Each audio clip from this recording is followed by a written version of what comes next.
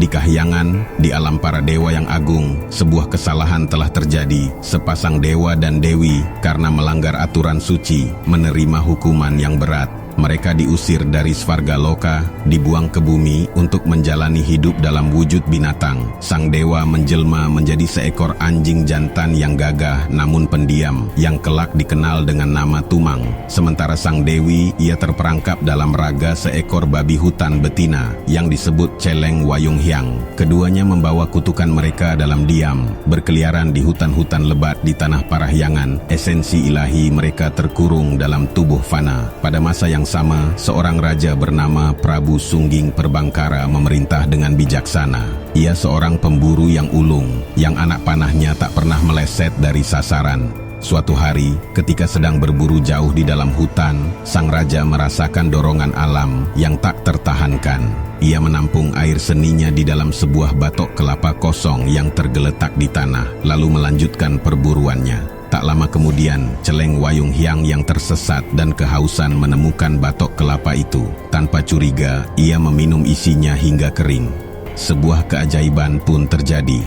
Karena kesaktian sang raja yang mengalir dalam air seni itu dan sifat ilahi sang dewi babi, Wayung Hyang pun mengandung.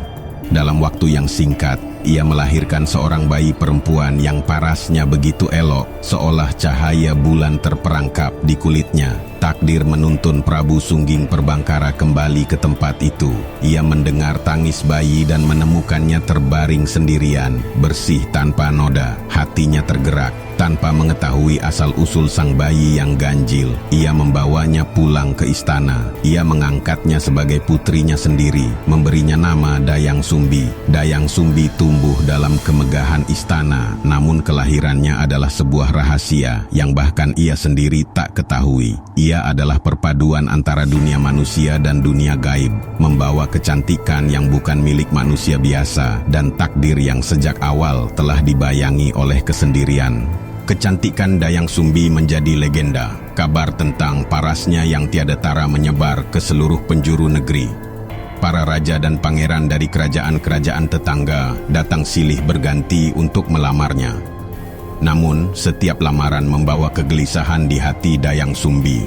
Ia melihat bagaimana hasrat para lelaki itu berubah menjadi persaingan, dan persaingan berubah menjadi pertumpahan darah. Kerajaan-kerajaan berperang hanya untuk memperebutkan dirinya. Kecantikannya yang seharusnya menjadi anugerah telah menjadi kutukan yang membawa malapetaka. Hatinya tak sanggup lagi menanggung beban itu. Ia melihat darah tumpah karena dirinya, melihat negeri-negeri hancur karena pesonanya. Dengan berat hati, ia menghadap ayahnya, Prabu Sungging Perbangkara. Ia tidak memohon suami atau harta. Ia hanya memohon satu hal, izin untuk mengasingkan diri. Ia ingin lari dari dunia yang memandangnya hanya sebagai objek, sebuah piala yang harus dimenangkan. Ia ingin mencari kedamaian di mana tak ada lagi mata yang menatapnya dengan nafsu. Sang raja melihat kesedihan mendalam di mata putrinya, mengabulkan permintaan itu. Maka Dayang Sumbi meninggalkan istana yang megah. Ia membangun sebuah pondok sederhana di tengah hutan, di sebuah bukit yang sunyi. Satu-satunya teman yang menemaninya adalah seekor anjing yang setia, Tumang, yang diberikan oleh ayahnya. Di sana, di dalam keheningan hutan, ia merasa bebas. Ia mengisi hari-harinya dengan menenun, jemarinya lincah, menciptakan kain-kain yang indah, pikirannya tenang. Isolasi yang ia pilih menjadi benteng pelindungnya, namun benteng itu pula yang akan menjadi saksi dari sebuah sumpah yang akan mengubah jalan hidupnya selamanya. Suatu sore, ketika ia sedang asik menenun di beranda pondoknya, rasa lelah yang luar biasa menjalari tubuhnya. Kesendirian yang panjang terkadang terasa berat, dan hari itu adalah salah satunya. Tiba-tiba, sebuah toropong, gelendong benang yang sedang ia gunakan, terlepas dari tangannya. Benda itu menggelinding jatuh ke tanah di bawah pondok. Ia menatapnya dengan malas. Tubuhnya terasa berat untuk sekadar bangkit dan menuruni tangga. Dalam puncak kelelahan dan kefrustrasiannya, sebuah kalimat meluncur begitu saja dari bibirnya. Sebuah janji yang diucapkan pada kehampaan. Siapapun yang mau mengambilkan toropongku itu, gumamnya pada angin senja, jika dia seorang perempuan, akan kujadikan saudara sehidup semati. Tapi jika dia seorang laki-laki, akan kujadikan ia suamiku. Kata-kata itu menggantung sesaat di udara yang hening, lalu lenyap. Dayang Sumbi tidak terlalu memikirkannya. Itu hanyalah keluh kesah dari jiwa yang lelah. Namun, tak disangka, dari balik semak-semak sesosok makhluk muncul.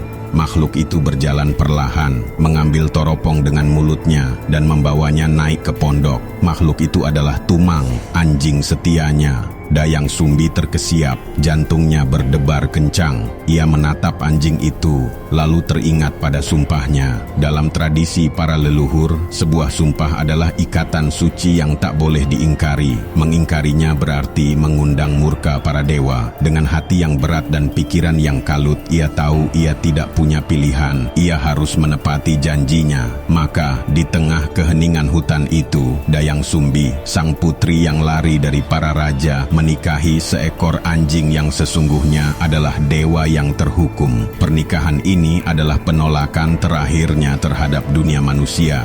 Sebuah tindakan pembebasan yang tanpa ia sadari justru menyeretnya ke dalam tragedi yang lebih dalam. Dari pernikahan yang tak wajar itu, Dayang Sumbi mengandung. Ia melahirkan seorang anak laki-laki yang tampan dan sehat, yang ia beri nama Sangkuriang. Mereka hidup bertiga di dalam hutan, sebuah keluarga yang aneh dan tersembunyi dari dunia. Sangkuriang tumbuh menjadi anak yang kuat, lincah, dan sangat terikat pada ibunya. Baginya, ibunya adalah pusat alam semesta. Satu-satunya figur laki-laki dalam hidupnya adalah Tumang, yang ia anggap tak lebih dari seekor anjing peliharaan yang pintar dan teman berburu yang setia. Dayang Sumbi tidak pernah menceritakan kebenaran tentang siapa Tumang atau siapa ayah Sangkuriang sebenarnya. Ketidaktahuan inilah yang menjadi bom waktu, sebuah benih tragedi yang hanya menunggu saat yang tepat untuk meledak. Sangkuriang tumbuh menjadi seorang pemuda yang membanggakan. Ia mahir memanah, gesit di dalam hutan, dan selalu membawa pulang hasil buruan untuk ibunya. Suatu hari, Dayang Sumbi merasakan keinginan yang aneh. Ia ingin sekali menyantap hati rusa. Ia pun memanggil putranya. "Sangkuriang, anakku," katanya lembut, "bisakah kau pergi berburu hari ini? Ibu sangat ingin makan hati rusa." Bagi Sangkuriang, permintaan ibunya adalah sebuah perintah suci. Itu adalah kesempatan untuk membuktikan baktinya, untuk menunjukkan kehebatannya. Dengan penuh semangat, ia mengambil busur dan panahnya, lalu memanggil Tumang untuk menemaninya. Mereka masuk ke dalam hutan yang sudah begitu akrab baginya. Namun, hari itu terasa berbeda. Hutan seolah menahan napas. Dari pagi hingga matahari condong ke barat, tak seekor rusa pun menampakkan diri. Keringat membasahi dahi Sangkuriang, bukan hanya karena panas, tapi juga karena rasa cemas. Rasa frustrasi mulai merayap di hatinya. Ia tidak bisa pulang dengan tangan kosong. Ia tidak mau mengecewakan ibunya. Di tengah keputusasaannya, dari kejauhan ia melihat seekor babi hutan yang besar dan gemuk sedang mencari makan. Tanpa berpikir panjang, ia segera memerintahkan Tumang untuk mengejarnya. "Tumang, kejar babi itu, cepat," serunya. Namun, Tumang hanya diam. Anjing itu menatap babi hutan itu dengan tatapan aneh, lalu menunduk seolah menolak perintah tuannya. Sangkuriang tidak tahu bahwa babi hutan itu adalah Celeng Wayung Hyang, neneknya sendiri, dan Tumang mengenalinya. Bagi Sangkuriang, penolakan Tumang adalah sebuah penghinaan, puncak dari kegagalannya hari itu. Amarah yang telah ia tahan sepanjang hari akhirnya meledak. "Kenapa kau tidak menurutiku?" bentaknya. Kemarahan membutakan matanya. Ia mengangkat busurnya, mengarahkan anak panah ke arah Tumang sebagai ancaman. "Jika kau tidak mau mengejarnya, panah ini akan menembus jantungmu." Dalam luapan emosi yang tak terkendali, tangannya bergetar. Anak panah itu terlepas. Desingan singkat terdengar, diikuti oleh suara debuman pelan. Tumang tergeletak di tanah, tak bergerak. Darah merembes dari dadanya. Sangkuriang terpaku. Amarahnya seketika lenyap, digantikan oleh kepanikan dan kebingungan. Ia telah membunuh teman berburunya, anjing yang telah menemaninya sejak ia kecil. Dalam kebingungannya, sebuah pikiran nekat terlintas di benaknya. Ia harus membawa pulang hati untuk ibunya. Dengan tangan gemetar, ia menyembelih tubuh Tumang. Ia mengambil hatinya, membungkusnya dengan daun, dan bergegas pulang. Ia telah membunuh ayahnya sendiri tanpa menyadarinya, dan kini ia akan menyerahkan jantung sang ayah kepada ibunya. Dayang Sumbi menyambut kepulangan putranya dengan senyum. Ia menerima bungkusan daun itu dengan gembira, mengira itu adalah hati rusa yang ia dambakan. Ia segera memasaknya dan menyantapnya dengan lahap. Setelah makan, barulah ia merasa ada yang kurang. "Sang Kuryang, di mana Tumang?" tanyanya. Sang Kuryang terdiam. Ia mencoba berbohong, tapi tatapan ibunya yang penuh selidik membuatnya tak berkutik. Akhirnya, dengan suara pelan, ia menceritakan semua yang telah terjadi. Kebenaran itu menghantam Dayang Sumbi seperti badai. Wajahnya pucat pasi. Sendok nasi yang terbuat dari kayu yang masih ada di tangannya terasa berat. Kesedihan atas kematian Tumang, suaminya yang setia, bercampur dengan kengerian karena ia baru saja memakan hatinya. Semua perasaan itu melebur menjadi satu, menjadi amarah yang membara dan tak terkendali. Tanpa berpikir, ia mengangkat sendok nasi itu tinggi-tinggi dan menghantamkannya sekuat tenaga ke kepala Sang Kuryang. "Anak tak tahu diuntung, pergi kau dari sini," teriaknya histeris. Darah segar mengalir dari dahi Sang Kuryang, membasahi wajah.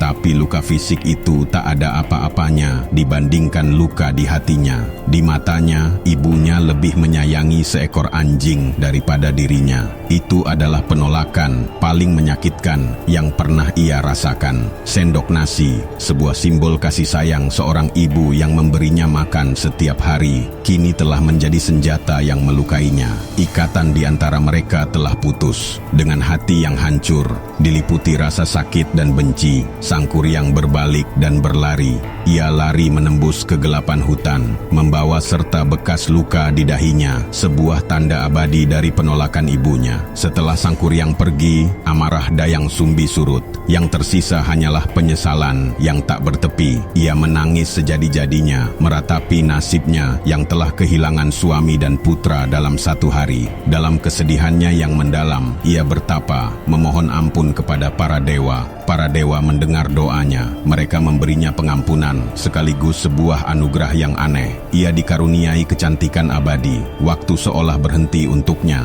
Wajahnya tak akan pernah menua. Tubuhnya akan selamanya seperti seorang gadis muda. Anugerah itu adalah kutukan tersembunyi yang memastikan bahwa takdir akan memainkan babak terakhirnya dengan cara yang paling kejam. Sementara itu, Sang Kuryang mengembara tanpa arah. Luka di dahinya telah sembuh, tapi luka di hatinya terus bernanah. Dendam dan rasa penolakan mendorongnya untuk menjadi kuat. Ia bertekad tak akan ada lagi yang bisa menyakiti atau menolaknya. Ia berkelana dari gunung ke gunung, dari hutan ke hutan, mempelajari berbagai ilmu kesaktian. Ia menaklukkan para jin dan makhluk halus yang disebut Guryang, menjadikan mereka budak-budaknya. Ia tumbuh menjadi seorang pemuda yang sakti mandraguna, seorang penguasa alam gaib. Namun di balik semua kekuatan itu, jiwanya tetap kosong. Ia masihlah anak laki-laki yang terluka, yang mendambakan cinta dan pengakuan yang pernah direnggut darinya.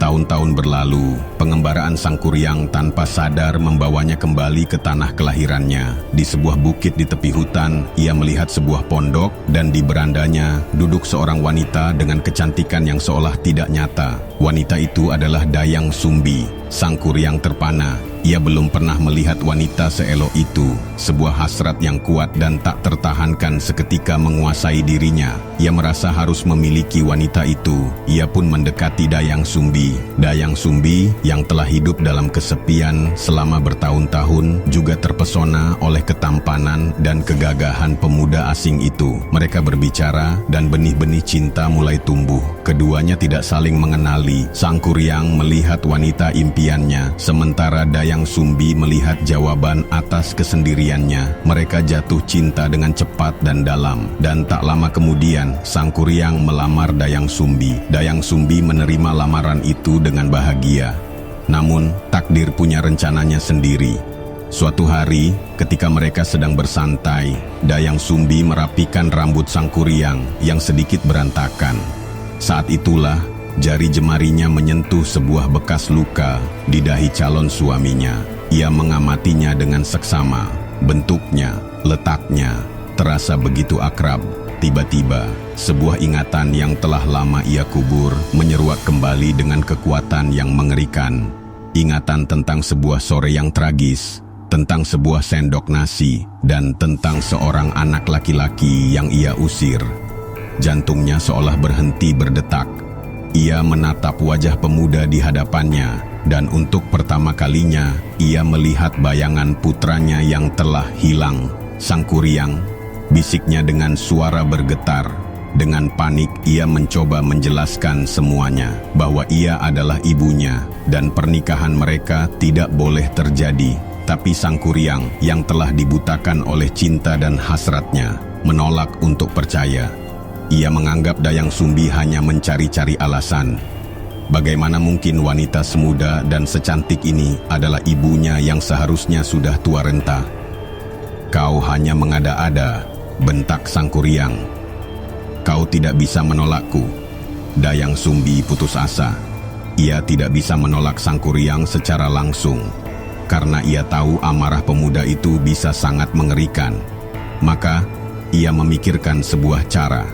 Ia akan memberikan syarat yang mustahil, sebuah tugas yang ia yakini tidak akan pernah bisa dipenuhi. "Baiklah," katanya dengan suara yang dibuat setenang mungkin. "Aku mau menikah denganmu, tapi ada 2 syarat. Pertama, kau harus membendung Sungai Citarum dan mengubah lembah ini menjadi sebuah danau yang luas. Kedua, kau harus membuatkan sebuah perahu besar untuk kita berlayar di danau itu. Semuanya harus selesai dalam 1 malam sebelum fajar menyingsing." Sangkuriang tertawa. Dengan kesaktian yang ia miliki, tugas itu terdengar mudah. "Aku terima tantanganmu," jawabnya dengan penuh keyakinan. Malam itu juga Sangkuriang memulai pekerjaannya. Ia berdiri di puncak bukit, memejamkan mata, dan memanggil seluruh pasukan gaibnya. Ribuan guriang dan jin muncul dari kegelapan, siap menerima perintah. Dengan satu komando, mereka mulai bekerja dengan kecepatan yang tak terbayangkan. Sebuah pohon raksasa ditebang dalam sekejap. Tunggulnya kelak akan menjadi gunung Bukit Tunggul. Ranting-rantingnya yang menumpuk akan menjadi gunung Burangrang. Sementara itu, pasukan lainnya mulai menumpuk batu-batu raksasa membendung aliran Sungai Citarum yang deras. Air sungai pun mulai naik, perlahan mengisi lembah. Dari kejauhan, Dayang Sumbi mengamati semua itu dengan jantung berdebar kencang. Ia melihat danau mulai terbentuk dan kerangka perahu raksasa mulai terlihat. Kepanikan mencengkeramnya. Sangkuriang akan berhasil. Dalam keputusasaannya, ia berdoa kepada para dewa, memohon pertolongan. Sebuah ide cemerlang sekaligus tragis terlintas di benaknya. Ia berlari ke dalam pondok, mengambil selembar kain sutra putih miliknya yang paling berharga. Ia membentangkan kain itu di ufuk timur, membuatnya berkilauan seperti cahaya fajar yang mulai merekah. Kemudian, ia berlari ke desa-desa terdekat, membangunkan para wanita dan menyuruh mereka untuk mulai menumbuk padi di lesung. Suara alu yang bertalu-talu memecah keheningan malam. Suara itu membangunkan ayam-ayam jantan yang mengira pagi telah tiba, serentak berkokok menyambut fajar palsu. Para guriang dan jin yang sedang bekerja terkejut. Mereka melihat cahaya di timur dan mendengar ayam berkokok. Mengira tugas mereka telah gagal karena pagi telah datang. Mereka semua menghilang kembali ke alam gaib, meninggalkan Sangkuriang sendirian dengan perahu yang hampir selesai dan danau yang hampir penuh. Sangkuriang menatap pekerjaannya yang terbengkalai, lalu ke ufuk timur. Ia menyadari apa yang telah terjadi. Ia telah dicurangi. Seluruh kepahitan hidupnya, semua penolakan yang pernah ia alami, dari pukulan sendok nasi ibunya hingga kegagalan di ambang kemenangan ini, meledak menjadi satu amarah yang dahsyat, sebuah amukan yang mampu mengguncang bumi. Dengan teriakan yang membelah langit, ia menendang perahu raksasa yang telah ia buat dengan susah payah. Perahu itu melayang tinggi, berputar di udara, sebelum akhirnya jatuh dengan posisi terbalik. Dalam sekejap, perahu itu berubah menjadi batu, menjadi sebuah gunung yang hingga kini dikenal sebagai Gunung Tangkuban Perahu, yang berarti perahu terbalik. Amarahnya belum reda.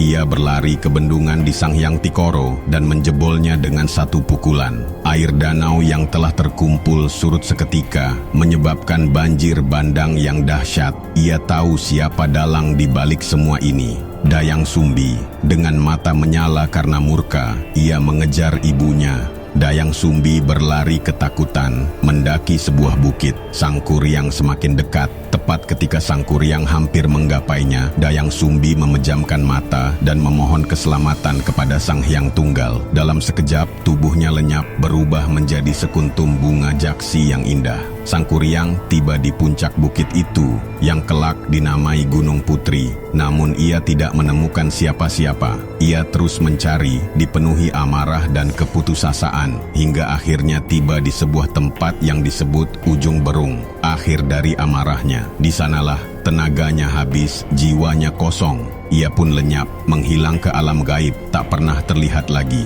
Kisah mereka telah berakhir, tetapi jejaknya abadi. Gunung-gunung yang menjulang, danau yang pernah ada, dan lembah yang terhampar menjadi saksi bisu dari sebuah tragedi. Mereka adalah bukti yang terpahat di bumi Parahyangan, sebuah pengingat abadi tentang cinta terlarang, sumpah yang tak terhindarkan, dan amarah yang mampu membentuk dunia.